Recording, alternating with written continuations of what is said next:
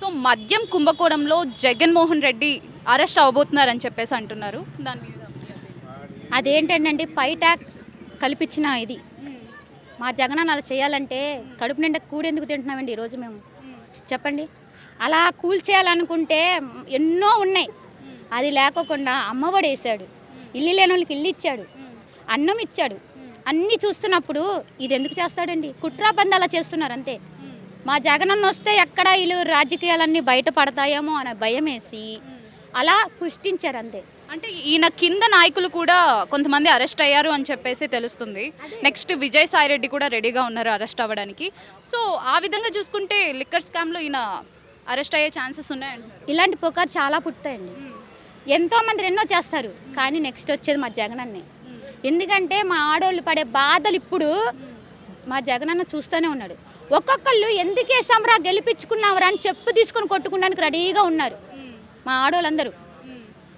అరే దేవుని బాగొట్టుకున్న గుళ్ళో దేవుని తీసుకెళ్ళి గంగలో ఎలా కలిపామో మళ్ళీ ఆ గుళ్ళో దేవుని తీసుకురావాలని ఇప్పుడు పోరాడుతున్నాం మేము. అంటే అసలు ఎందుకు ఓడిపోవడానికి కారణం ఏంటి జగన్మోహన్ రెడ్డి? మా అన్న ఓడిపోలేదండి, ఇప్పుడు కూడా గెలిసే ఉన్నాడు మా జగనన్న. కానీ వాళ్ళ దృష్టిలో ఓడిపోయాము, మా అన్న మా దృష్టిలో ఎప్పుడు ఓడిపోలా. మా జగనన్న మాకు గెలిసే ఉన్నాడు.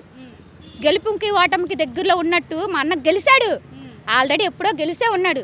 కాకపోతే కొంతమంది ఏంటంటే గెలిచిన వాళ్ళు మేము గెలిచినామని రెక్కలు ఊపుకుంటూ తిరుగుతున్నాడు. ఆ రెక్కలు తెగిపోయే టైం వస్తుంది, కంగారు పడొద్దు. మా అన్న జగనన్న వస్తాడు, ఖచ్చితంగా వస్తాడు. అది మాకు తెలుసు. ఇప్పుడు మేము పడే కష్టాలు మా జగనన్న రాగాలనే పోతాయి. మరి ఇప్పుడు కూటమి ప్రభుత్వం ద్వారా మీకు ఏం స్కీమ్స్ దొరకట్లేదా? అంటే పథకాలు అందట్లేదా?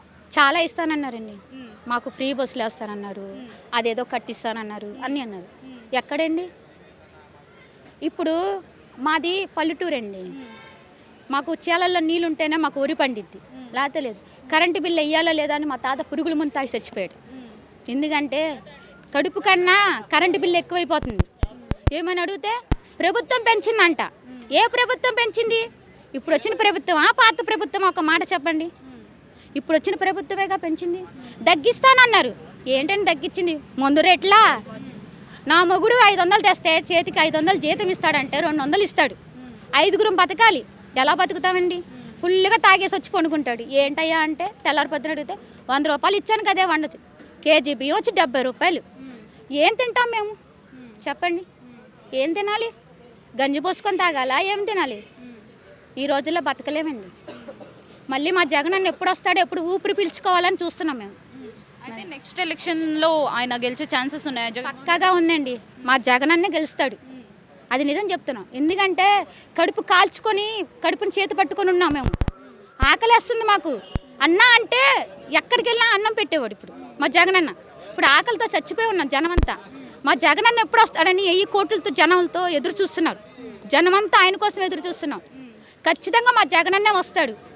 ఇప్పుడు మా జనాలందరం చెప్పు తీసుకొని కొట్టుకుంటున్నాం. ఒక్కొక్క గడప ఇల్లు అడగండి, ఏమ్మా ఏం తింటున్నావు ఏంటని. ఒక్కొక్క ఇల్లు చూడండి, ఒక్కొక్క ఆడదాని కన్నీరు చూడండి, ఎలా ఏడుస్తున్నాం తెలుసా? మా దేవుణ్ణి ఎందుకు పోగొట్టుకున్నామేంటా? ఆశపడి ఏదో వచ్చేస్తుందని మాకు ఆశ పెట్టారు. లేదండి, ఆ ఆశ ఎప్పుడు మాకు నెరవేరదు. మా జగనన్న మాకు కావాలండి అంతే. మాకు జగనన్న రావాలి, వస్తాడు, మేమే కల్పించుకుంటాం. మా దేవుని మా గుళ్ళో మేమే నిలబెట్టుకుంటాం. మా దేవుణ్ణి ఎందుకు వదులుకున్నామా అనిపించింది. మరి నెక్స్ట్ వచ్చి 4 సంవత్సరాలు ఎలా ఉండబోతుంది అనుకుంటున్నారు కూటమి ప్రభుత్వం? ఇప్పుడు నెక్స్ట్ ఏమండి, మేము బతుకుంటామో చచ్చిపోతాం కూడా తెలియదండి. ఇప్పుడు వచ్చే పరిస్థితి అంటే అలా ఉంది. ఇప్పుడే మా కాలం ఎలా ఉందంటే మా పిల్లల కాలం ఇంకా ఎలా ఉంటుందో చూడండి. మా పిల్లల తరపులు తినే ఉండదు, ఆశ ఏముండదు. ఈ రోడ్ల మీద చిత్తకాయతలు కుక్కల్లాగా కొట్టుకుంటున్నాం ఇప్పుడే. ఇక మా పిల్లల తరాన్ని ఎలా ఉంటుందో మీరే ఆలోచించుకోవాలి. ఇక మళ్ళీ మా జగనన్న రావాలని కోరుకుంటున్నాం.